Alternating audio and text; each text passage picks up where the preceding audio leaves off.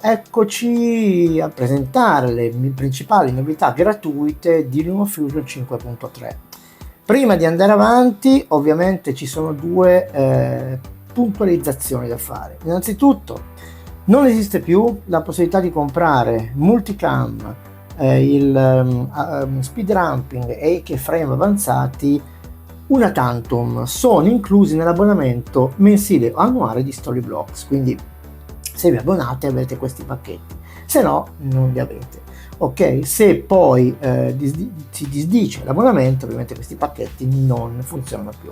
E sono incluse anche nelle 9,99 € 3 nuovi pacchetti di transizione, quindi se volete avere transizioni aggiuntivi dovete pagare queste 9,99 € nel Creator Pass. Altrimenti, in alternativa, MNNTVE, il mio carissimo amico e collega, mi ha donato tutte queste transizioni, quindi che costano 9,99 €, $9,99 una per l'altra, ma ce ne sono veramente tantissime. E soprattutto questa è micidiale perché usa proprio l'AI Personal Key, quindi praticamente quella funzione che permette di eliminare lo sfondo dalle persone, ok, nel chroma key di LumaFusion. Questo lo fa con le transizioni e è una cosa eccezionale. Come vedete il prezzo, ok ragazzi, veramente basso. E poi c'è anche il bundle, quindi se volete avere delle transizioni, pagare una tantum, questo fa per voi, questo sito qua. Se no ovviamente vi abbonate e avete le transizioni di LumaFusion finché non disdicete l'abbonamento. Un'altra cosa per la musica, sempre Storyblocks, se volete utilizzare musica gratuita o perlomeno dovete solo menzionare ogni tanto qualche musica, qualche brano che prendete da YouTube Studio, solo i creatori nelle descrizioni. Quindi vi invito a vedere il video dove ho fatto proprio questo sistema per andare a prendere canzoni da YouTube Studio libere da copyright per poterle utilizzare in LumaFusion e poterle pubblicare su YouTube senza avere problemi di nessun tipo di copyright. Quindi andatevi a vedere il video, ovviamente, che avevo fatto molto tempo fa. Basta, non mi resta che darvi la buona visione dimenticavo la cosa più importante forse. PaintX, come avete visto il mio reel, non sono d'accordo all'acquisto, poi magari lo acquisterò se proprio ci sarà questa voglia di sapere questa plugin di terze parti, che è molto interessante perché LumaFusion apre questo mondo, questi strumenti a noi provenienti da terze parti, molto interessante. Però non lo so se 23 € ne vale la candela, non lo so, bisogna vedere. Adesso magari aspettiamo qualche grande creator americano che faccia un po' chiarezza per vedere cosa si può fare. Io l'ho provata un po', non è intuitivissima, però le funzioni sono tante, quindi un domani può darsi che lo porterò sul canale. Come dicevo, per adesso vi do la buona visione alle novità gratuite di LumaFusion 5.3.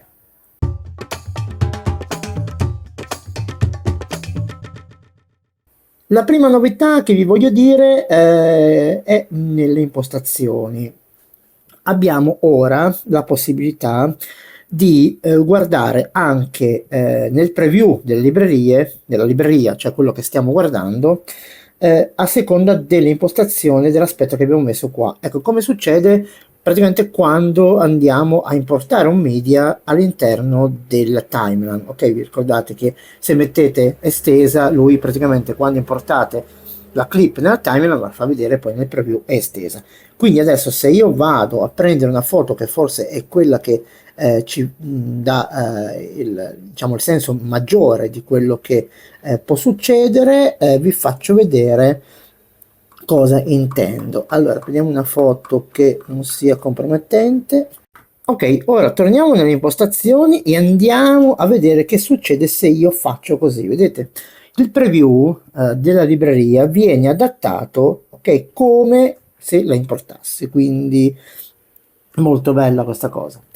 Un'altra cosa, ci spostiamo qua e andiamo giù, troviamo un'altra voce che è l'altezza delle tracce, quindi possiamo scegliere da piccola, ok, e andare fino a extra large come Bud Spencer. Vedete che praticamente cosa succede quando voi avete un telefono, magari un iPhone, piccolo, ovviamente le tracce più grandi magari vi fanno piacere. Ovviamente se avete tante tracce sulla timeline è meglio ridurre, ok, questa altezza.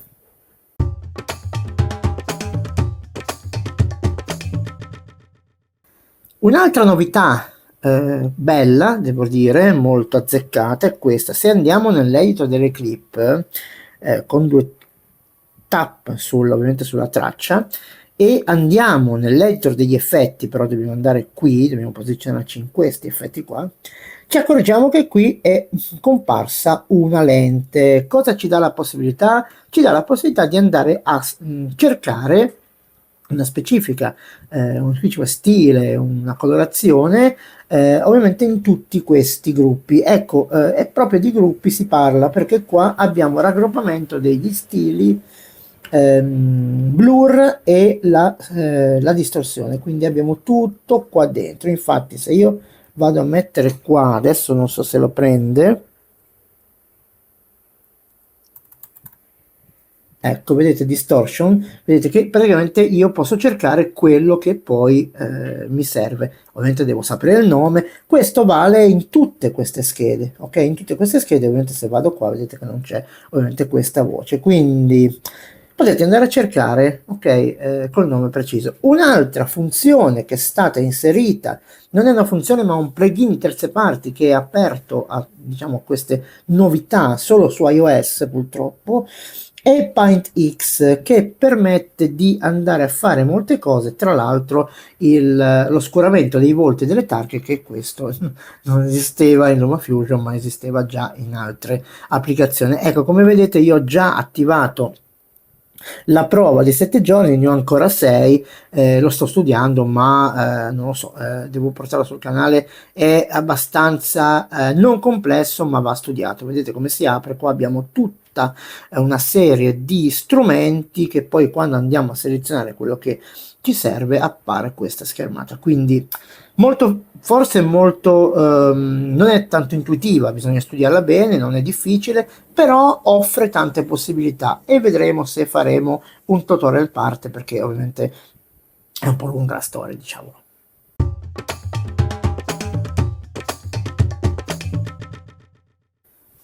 Altra novità, forse quella più utile di tutte, come applicare delle transizioni a più clip, ok?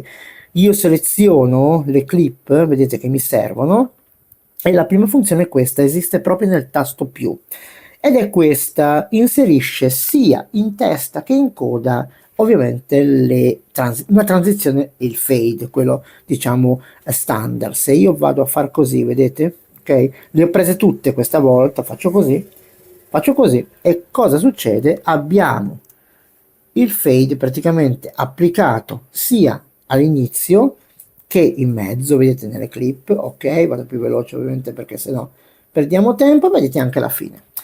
Un'altra possibilità di applicare le transizioni sono queste. Se io vado a selezionare, ecco, questa già ha una differenza però, adesso ve la faccio vedere, non viene applicata la transizione in testa e in coda, viene solamente applicata dalla seconda clip in poi. Ok, allora vi faccio vedere subito, quindi vado qua, intanto vi faccio vedere che ci sono altre tre gruppi di transizioni, ma sono solo riservati a chi si abbona a Creator Pass. Abbiamo queste tre transizioni che sono queste, eccole qua. Ok, la prima è questa, ok, la prima è questa qua, vedete, la seconda è questa, ok, la terza è questa, e queste sono praticamente inserite nel Creator Pass, cioè nelle 9,99 € che pagherete al mese per avere queste transizioni. E invece ce ne sono anche 3 gratuite, ok, qua sotto. Ma andiamo a inserire una transizione dei nostri amici MNTVE, andiamo a prendere in cima, facciamo così e guardate, boom, vedete? Però non viene inserita all'inizio e alla fine, però vedete, ok? Beh, è anche forse logica questa cosa qua, perché potrei non volerle all'inizio e alla fine, poi le mettiamo a mano. Ecco, una cosa che non potete fare è questa. non si può sostituire la transazione, perché se io vado a fare così, ok, niente di fatto. Devo eliminare la transizione appena messa, fare così e andarne a metterne un'altra, ok? E aspettate che l'ho tolta, ok, perfetto, andiamo così,